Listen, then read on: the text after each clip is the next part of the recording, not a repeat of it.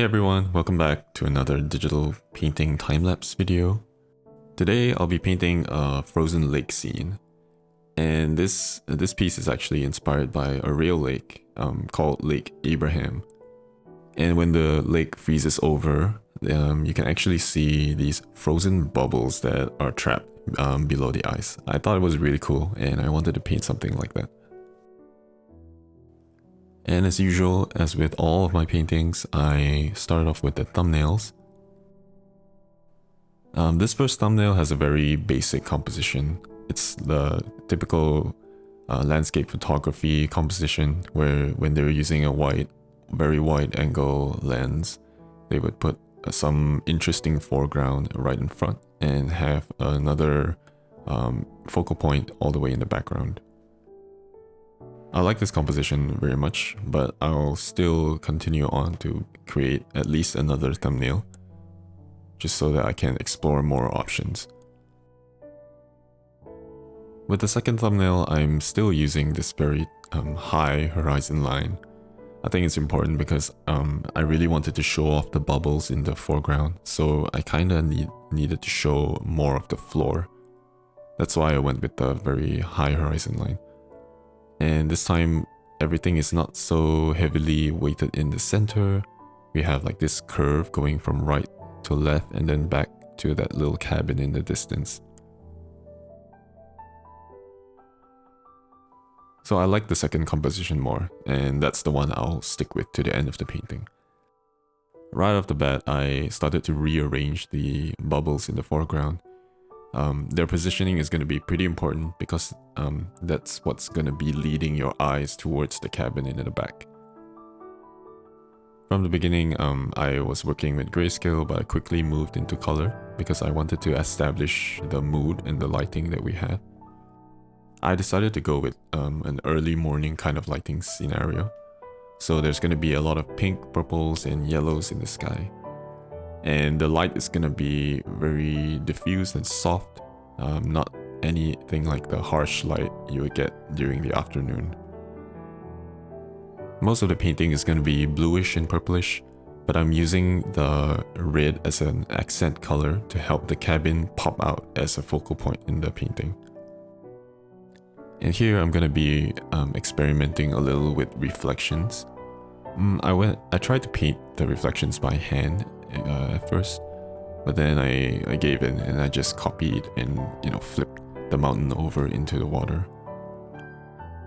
And since I like to do most of my paintings on one layer, this meant that I had to kind of redo all of the frozen bubbles in the foreground.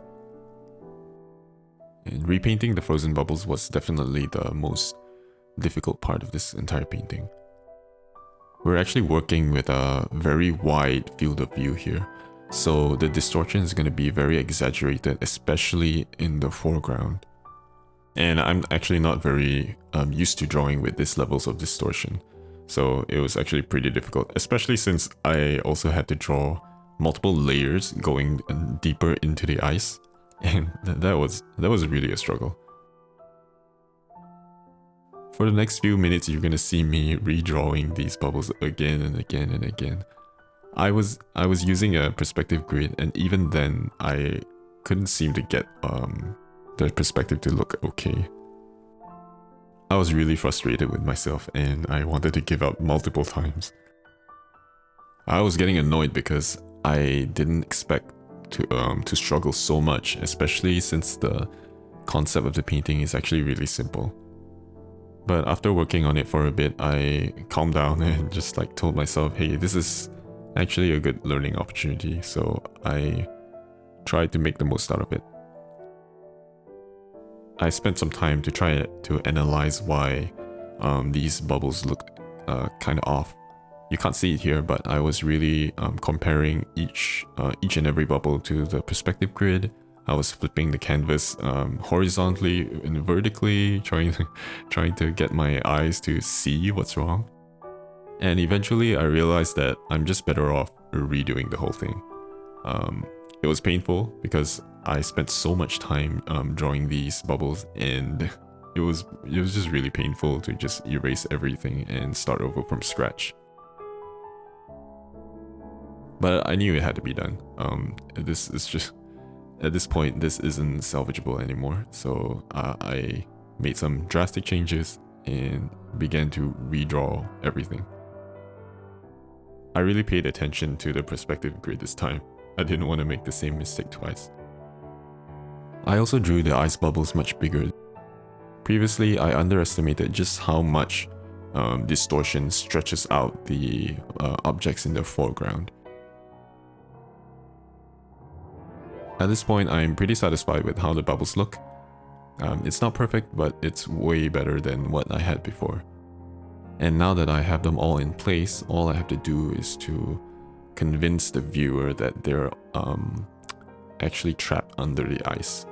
Because right now, they're a bit too bright and it feels like they're like floating on the surface of the lake, which is not my intention.